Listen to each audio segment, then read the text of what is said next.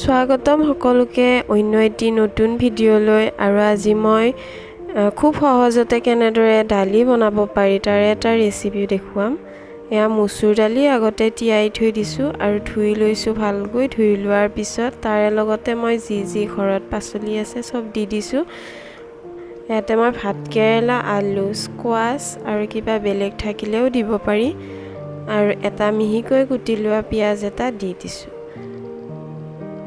এতিয়া ইয়াত মই হালধি, নিমখ, জিৰা গুড়ি, ধনিয়া গুড়ি আৰু লগতে মিঠাতেল অলপ দি দিম আৰু এইখিনি মই ভালদৰে সানি ল'ম। হাতেদিয়ে সানিছোঁ যাতে ভালদৰে এইখিনি মিক্স হয় তাৰ বাবে।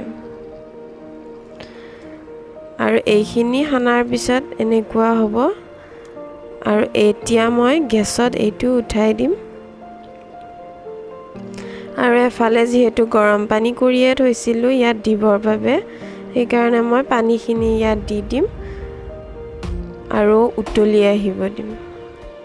আশা কৰোঁ আপোনালোকে ভিডিঅ'টো শেষলৈ চাব আৰু ভাল লাগিলে লাইক কৰিব। মোৰ এনেধৰণৰ ভিডিঅ' আগলৈ চাই থাকিবলৈ চেনেলটো ছাবস্ক্ৰাইব কৰিব আৰু লগতে শ্বেয়াৰ কৰিব। আৰু উতলি অহাৰ পিছত ঢাকনিখন লগাই দিছোঁ। তাৰপিছতে ইয়াত ঢাকনি 10 মিনিটমান পিছত ঢাকনি উঠাই চাইছোঁ। দালিও সিজিছে, বাকী যিবোৰ দিছিলোঁ মই সেইবোৰো সিজি গৈছে। সিজি যোৱাৰ পিছত এইখিনি মই এফালে নমাই থৈছোঁ।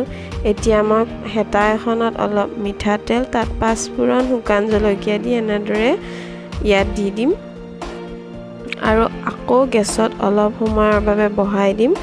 উতলি অহাৰ পিছতে এইখিনি খাবলৈ সাজু হৈ যাব। ভাতৰ লগত এনেকুৱা এখন দালি হ'লে খাবলৈ খুব ভাল লাগে। ভিডিঅ'টো চোৱাৰ বাবে ধন্যবাদ। নমস্কাৰ।